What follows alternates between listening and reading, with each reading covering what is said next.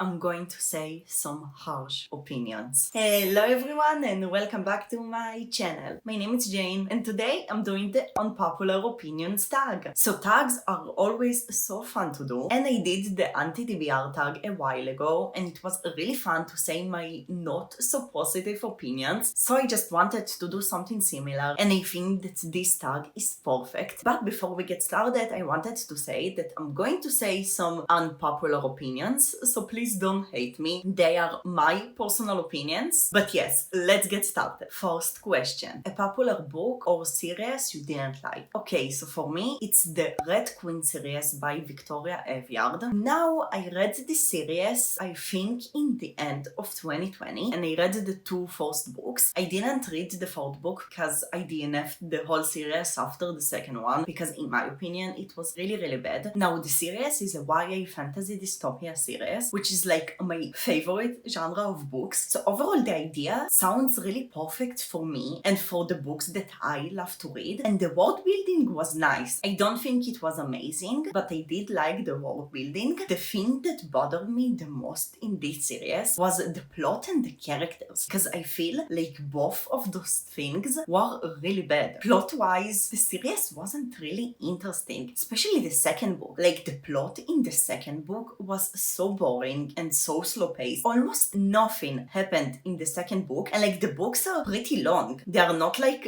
really short books. They are actually long, so you have a lot of pages, and in those a lot of pages, just nothing happened. And character-wise, I didn't like any of the characters. I especially didn't like the main character at all. She felt really dramatic, but too dramatic for my personal like. Like, I felt that her thoughts were repeating themselves and she was like thinking the same thing over and over again. And like, yes, bad things happened. You need to think and be sad about those bad things. But I just felt like it was too dramatic. And yes, the first book was okay because at least something happened in the first book. And like, it made me want to read the second one, but I read the second one just because I wanted to finish the series. And the second one just made me not want to continue reading the series because it was so bad. So yes, for me, the Red Queen series wasn't a series that I liked. Second question. A book series everyone hates but you love. So this is actually the most hard question for me in this whole tag. Couldn't find a series, but I did find a book. So I'm just going to talk about a single book and not a whole series. But this book is Ballad of Songbirds and Snakes by Susan Collins, and this is the prequel of The Hunger Games. And I loved this prequel. Now, I know that a lot of people didn't like it, and I actually really understand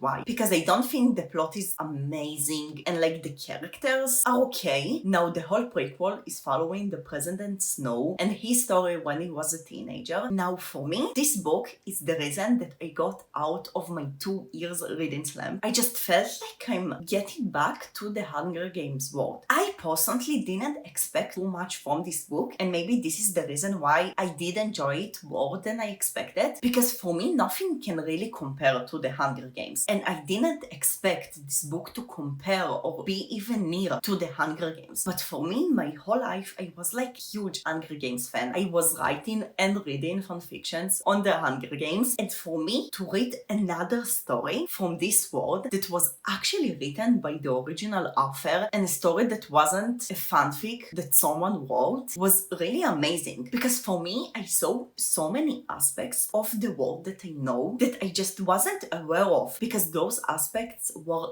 years before the original Hunger Games. So I just saw so many new things that Susan Collins knew, but we didn't know. It was just amazing to see the world again and to see how the whole Hunger Games started. Like, I feel that this book really changed my knowledge on the Hunger Games, especially because now I actually know how everything started. Character-wise, I understand why a lot of people didn't really love the characters. This is the whole point. This is like the story of the the main villain of the Hunger Games. And for me, it was really special to see like his story before he became evil and to see why his character turned out the way his character turned out. So it was just really amazing to see like the whole story and the whole beginning. And like plot-wise, I just didn't like the end of one of the plots. But overall, if I'm looking at the end of the whole story, I'm actually okay with the end. I just loved so much seeing the world and seeing just everything and how everything started. It was so good, like I really enjoyed it. Fourth question. A love triangle where the main character ends up with the person you didn't want them to end up with. So for me, it's the love triangle of The Selection by Kiara Cass. Now, this whole part is going to be spoilery because yes, I'm going to talk about a love triangle and the end of this love triangle. So I will put here a timestamp. Skip if you didn't read the series. But from now I'm going to say spoilers. Now, The Selection, you know America, she was in a love triangle with Espen and with Maxon. Now I understand why America ended up with Maxon. And in the second and the fourth book, I was okay with it. But in the first book, I just wish that Espen will be her true lover because I love his character so much. Like, he cared so much for America and he was so sweet and amazing to America. And you see how much Espen loved America. Like, his love for America was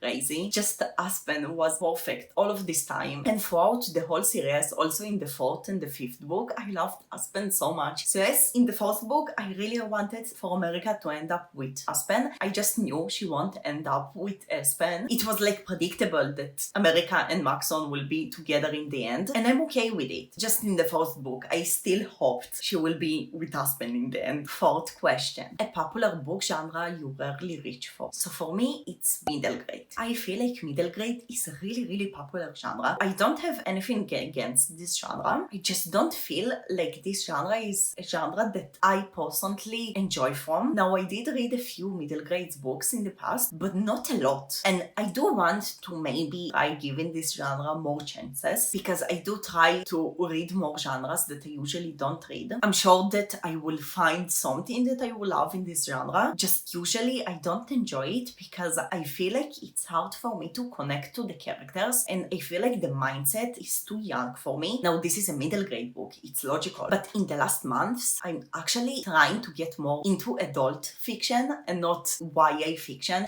because a lot of YA books already feel really young to me. So I feel like for me, I'm going more towards the adult books. So middle grade is just the opposite of it and the opposite of what I'm trying to get into. And yes, I just almost never read middle grade books and I will try to read more. I just don't really reach for this genre. Fifth question. A popular beloved character you didn't like. Okay, Scarlet from the Lunar Chronicle series. Like, I hated her book. So basically the whole Lunar Chronicle series is a series that is based after retellings and every book is a different retelling because every book is following a different main character. Now, the second book, Scarlet, is about Scarlet and her story is about Red Riding Hood. Now, I really hated the second book and I really hated Scarlet. Her character was more bearable for me in the fourth book. Like, I feel I hated her character, especially in her book, but her character just felt to me too robotic because the whole story is that Scarlet's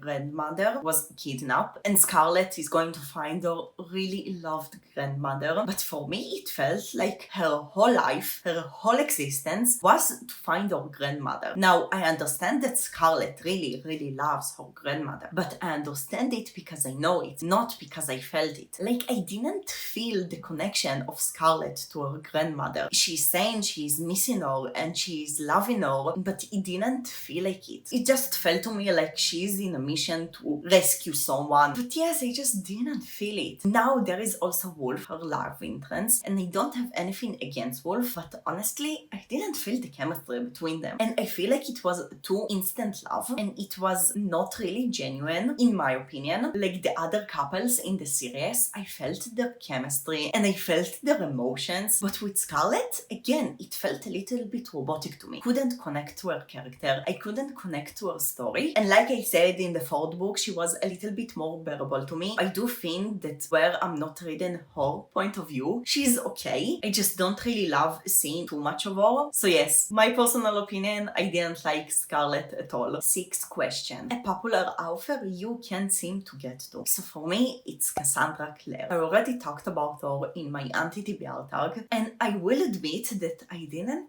try to read books by her except City of Bones. And yes, I know that the whole series of City of Bones wasn't the best series, and other people say that her other series are much better. I just don't think I will be reading any of it because she has so many series and so many books, and I'm intimidated to even start getting back to this world because I read City of Bones and I didn't like the whole world and the whole magic system and the whole everything. And I also didn't really love the writing style of Cassandra Clare. Now again, she's a really popular author. A lot of people really love her. It means that her series are actually good. Just for me, I didn't really connect to it. So yes, I just won't be really reading her stuff. 7th question. A popular trope you are tired of seeing. So I actually made a tier and kit video where I rank popular YA tropes. So if you saw this video, you maybe know what I'm going to say now, but for me, The Chosen One. The Chosen One, it's just so overused and so not interesting. Now, when I was little and when I just started to get into reading, I actually loved the Chosen One trope because I felt like I'm the main character and I felt like I'm the chosen one and everything felt so amazing to be like the chosen one. But when I was little, I read a lot of unrealistic stories because I was little. But now when I'm older, I actually prefer to read more realistic stories. And the Chosen One for me is one of the most unrealistic tropes. I'm talking about the character